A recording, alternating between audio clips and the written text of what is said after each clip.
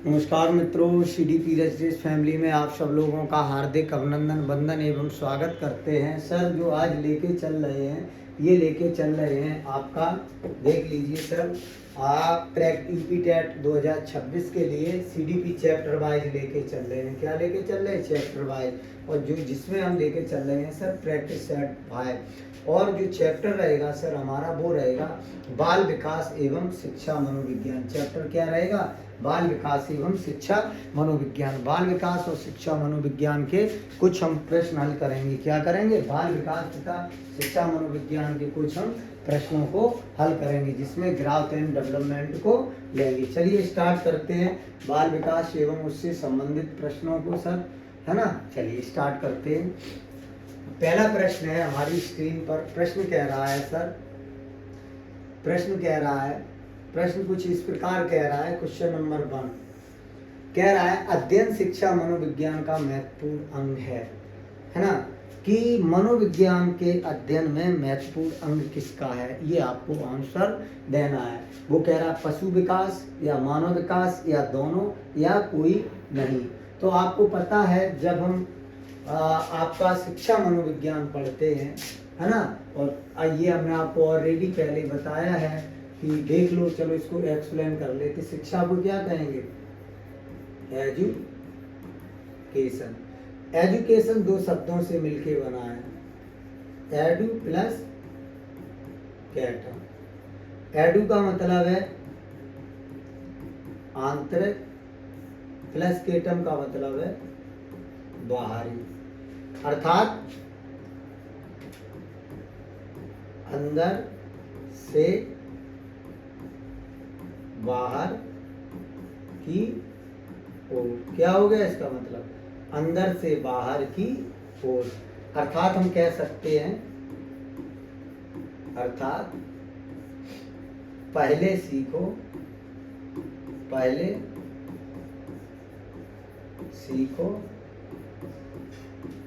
फिर सिखाओ। क्या हो गया? पहले सीखो फिर सिखाओ। जबकि मनोविज्ञान को क्या हमने बताया था? देख लो, मनोविज्ञान को बताया था साइकोलॉजी, साइको प्लस लोगोस, है ना, आत्मा का अध्ययन। तो मे भी पहला भी हो जाएगा, दूसरा भी, अर्थात आंसर आपका क्या आ जाएगा? दोनों आंसर आपका बड़े आसानी से सही हो जाएगा। अध्ययन शिक्षा मनोविज्ञान किसका है? तो दोनों का हो जाएगा। चलिए सर प्रश्न नंबर 2 देखते हैं। प्रश्न नंबर 2 कह रहा है सर शरीर एवं व्यवहार में परिवर्तन को क्या कहते हैं? आपके शरीर, आपके व्यवहार में जो परिवर्तन आता है उसको क्या कहेंगे, है ना। तो अभिवृद्धि, विकास, अधिगम या कोई नहीं। तो क्या कहेंगे? अभिवृद्धि कहेंगे, विकास कहेंगे, मतलब जो दोनों जिसमें हो। तो निश्चित तौर पे अभिवृद्धि को क्या कहेंगे? ग्राउथ, है ना। और हमने आपको बताया था ग्राउथ एंड डेवलपमेंट, है ना, डेवलपमेंट, इन दोनों में हमने आपको अंतर भी बहुत अच्छे से पढ़ाया था, है ना। जो बाहरी चीजें होती हैं, बाहरी विकास होता है, वो क्या कहलाता है? ग्राउथ होता है। और विकास क्या होता है? निरंतर चलने वाली प्रक्रिया होती है। तो मेरी इसका भी आंसर बड़ी आसानी से हमें मिल गया, है ना सर।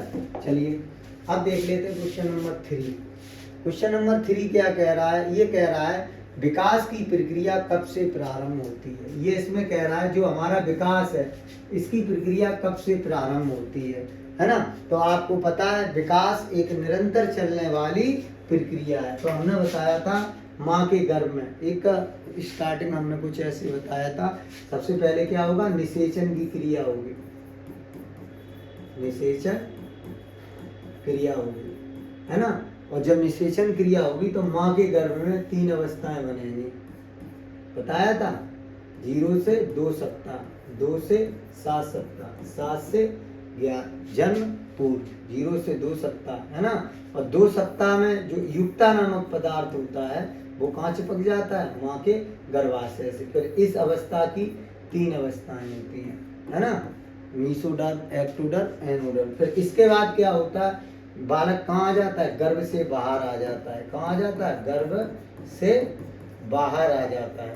और जब गर्भ से बाहर आ जाता तो यहाँ 4 अवस्थाएं हो जाती हैं। शिशु अवस्था बताया था आपको, और बाल्यावस्था, और किशोरावस्था, और आपकी प्रौढ़ावस्था। तो कौन कौन सी? किशोरावस्था, बाल्यावस्था और प्रौढ़ावस्था। अगर हम कहें तो तीसरे क्वेश्चन का क्या हो जाएगा कि विकास प्रक्रिया कब से होती है? गर्भाधान। गर्भाधान बोले तो निषेचन क्रिया से प्रारंभ हो जाता है। क्लियर हो गया? चलिए देख लेते हैं क्वेश्चन नंबर 4। बहुत छोटे क्वेश्चन है लेकिन अच्छे हैं। विकास कब तक चलता रहता है ना? तो हमने कहा था विकास एक निरंतर चलने वाली प्रक्रिया है, जन्म से मृत्यु तक। विकास क्या है? क्या बताया था? विकास एक निरंतर चलने वाली प्रक्रिया। विकास क्या है? निरंतर चलने वाली प्रक्रिया, अर्थात जन्म से मृत्यु तक। जन्म से मृत्यु पर्यंत। ठीक है, तो जन्म से मृत्यु पर्यंत अर्थात मृत्यु तक। आंसर क्या आ गया अपना? ये आंसर बड़े आसानी से मिल गया, है ना। Question number 5। क्वेश्चन नंबर 5 क्या कह रहा है? क्वेश्चन नंबर 5 कह रहा है विकास में क्या सम्मिलित होता है? जो विकास है, विकास के अंतर्गत कौन कौन सी बातें होगी? तो अभी हमने बताया था वृद्धि, अधगम, प्रेरणा। वृद्धि क्या है? वृद्धि को क्या कहते हैं? ग्राफ। अधगम क्या है? निरंतर चलने वाली प्रेरणा। तो में भी क्या हो गया? सभी हो गया। विकास में सारी चीजें शामिल हो जाएंगी। क्या हो जाएंगी? वृद्धि भी होगा, अधगम भी होगा। अधगम में क्या आएगा? सीखना प्लस सिखाना। अधगम में क्या आएगा? सीखना और सिखाना। प्रेरणा या अभी प्रेरणा, मोटिवेशन, दो होगी, एक पॉजिटिव होगी और एक सर निगेटिव होगी, है ना। तो आंसर क्या हो गया? 5 का आंसर आ जाएगा सभी। इसमें 5 का क्या आंसर आ जाएगा? सभी हो जाएगा। 5 में क्या हो जाएगा सर? सभी हो जाएगा।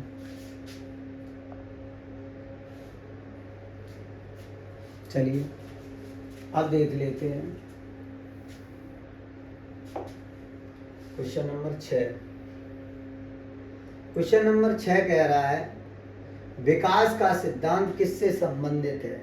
अभी हमने आपको बता दिया विकास का सिद्धांत किससे संबंधित है। विकास क्या है बताएं? विकास क्या हो सकता है? विकास का सिद्धांत किससे?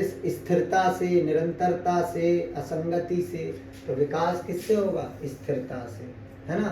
विकास किससे संबंधित है? स्थिरता से संबंधित है, ना कि निरंतरता से।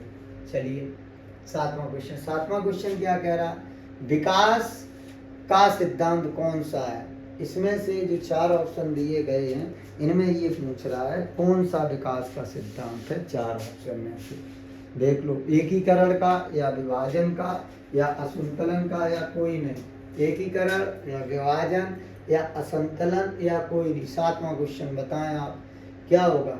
तो विकास का इसमें से कोई भी सिद्धांत नहीं है, ये एक भी विकास के सिद्धांत नहीं है। तो आंसर क्या हो गया? कोई नहीं। कौन सा आंसर हो गया? इसका आंसर हो गया कोई नहीं। देख लो 8वां प्रश्न। 8वां प्रश्न क्या कह रहा है कि विकास की अवस्थाएं कितनी होती हैं? अभी हमने आपको बताया है विकास माँ के गर्भ में होता है और गर्भ के बाहर होता है ना। तो इसमें अब देखो, इसमें क्या माना? विकास गर्भ के बाहर माना है, तो विकास देख लो 4 अवस्था मानी। शैशवावस्था,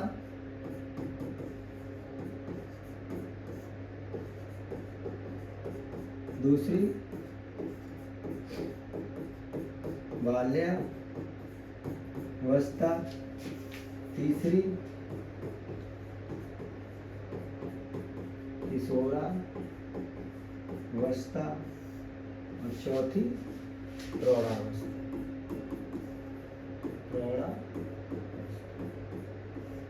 तो कितनी अवस्थाएं होगी? 4 अवस्था। शैशवागा को शिशु अवस्था भी कहेंगे। क्या कह सकते हैं? शिशु अवस्था 1, 2, 3 और 4। इस प्रकार हमने विकास की अवस्थाओं को जान लिया। 4 प्रकार की विकास की अवस्थाएं हैं, है ना। ये हम बहुत अच्छे से जानने का प्रयास करेंगे और जान रहे हैं। चलिए आगे चलते हैं। 9वां क्वेश्चन। 9वां क्वेश्चन क्या कह रहा है? 9वां क्वेश्चन कह रहा है बालक के विकास में कितने चरण होते हैं? जो बालक का विकास होता है उसके कितने चरण होते हैं? तो बाल विकास के 10 चरण होते हैं। कितने चरण होते हैं? बाल विकास के, अर्थात बालक के विकास में कितने चरण होते हैं? तो हमने पहले ही माँ के गर्भ में और माँ के गर्भ के बाहर 3 दूनी 6 वो अवस्थाएं थी और 4 ये अवस्थाएं थी। 6 4 10, इसलिए 10 चरण माँ के कितने चरण हो गए? तो आपके 10 चरण हो जाएंगे। किसके? बाल विकास के, है ना। चलिए अब देख लो क्वेश्चन नंबर 10। 10वां क्या कह रहा है? विकास का अर्थ क्या है? विकास क्या है? अगर आपसे कहा जाए विकास का क्या अर्थ है, तो विकास एक निरंतर चलने वाली प्रक्रिया है। जब निरंतर वही होगा तो उसमें परिवर्तन होगा, रुकावट होगा नहीं, स्थिरता होगी नहीं। तो विकास क्या है? एक परिवर्तनशील है। विकास क्या है? परिवर्तनशील क्रिया है। विकास जब ही होगा जब हम परिवर्तित होंगे, हमें बदलाव होगा, हमारा बदलाव ही हमारे विकास कहलाएंगे, है ना। अब देख लो 11 क्या कह रहा है? 11वां प्रश्न, बालकों का विकास कैसा होता है? समान, असमान, स्थिर या कोई नहीं? प्रश्न नंबर बहुत छोटा प्रश्न है। तो बालकों का विकास कैसा होता है? बालकों के विकास की दर कैसी होती है? विकास कैसा होता है या पूछेगा विकास की दर। क्या पूछेगा? विकास की दर। तो कैसी होती है? विकास की दर हमेशा असमान होती है। कैसी होती है?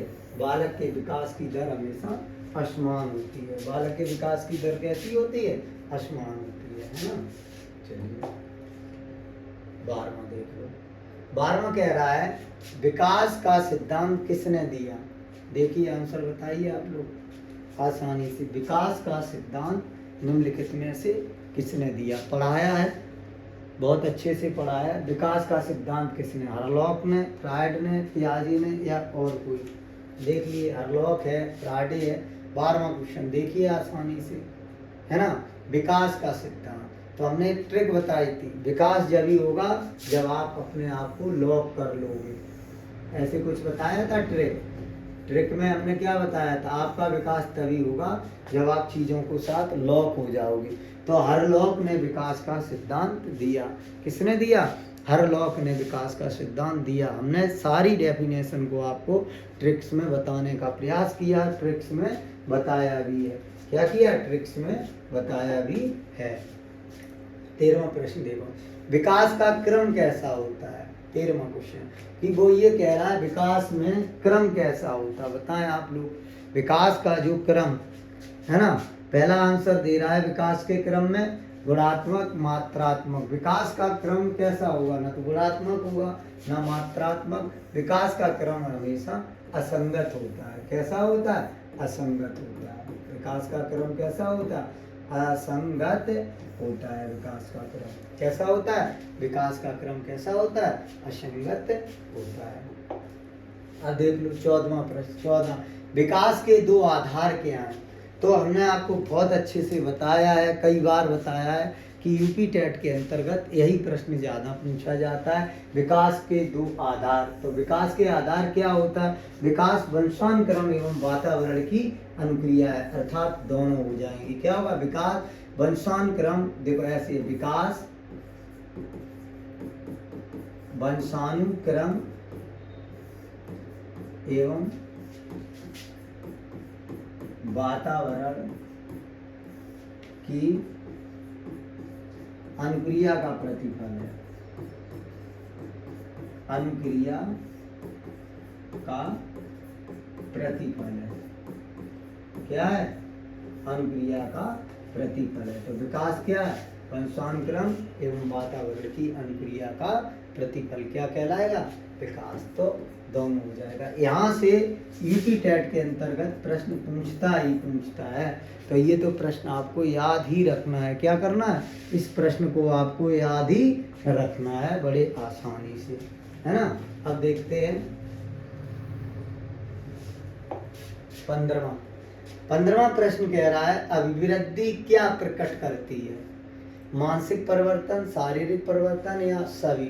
बात किसकी कर रहा है? अभिवृद्धि की, ग्राउथ, है ना। ग्राउथ में क्या परिवर्तित होता है बताएं आप लोग। अच्छा क्वेश्चन है ये, हमने कराया भी है ना। तो जो ग्राउथ होता है